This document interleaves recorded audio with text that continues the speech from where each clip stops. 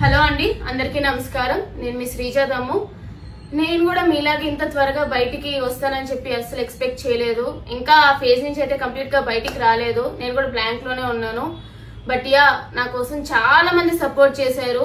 మీ మెసేజ్లు, మీ కాల్స్ ఇవన్నీ కూడా కంప్లీట్ గా చూడకపోయినా సరే నాకు అర్థం అవుతుంది మీరు నా కోసం ఎంత సపోర్ట్ చేస్తున్నారు అని చెప్పి.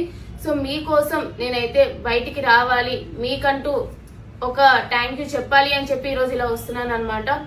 Firstly thank you so much. అసలు చిన్న వాళ్ళ నుంచి పెద్దవాళ్ళ వరకు, ముసలి వాళ్ళ వరకు అందరికీ కూడా పేరు పేరున చాలా థ్యాంక్స్ అండి. మీకు లైఫ్ లాంగ్ నేను రుణపడిపోయి ఉంటాను. అంత సపోర్ట్ చేశారు, నాకు సపోర్ట్ చేస్తూనే ఉన్నారు ఇంకా కూడా.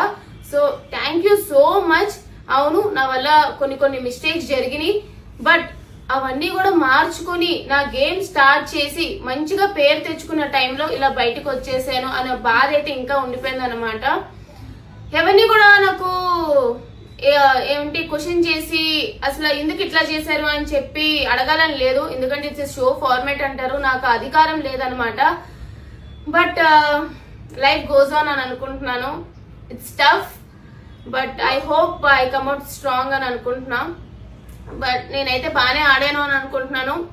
ఆడగలను ఇంకా.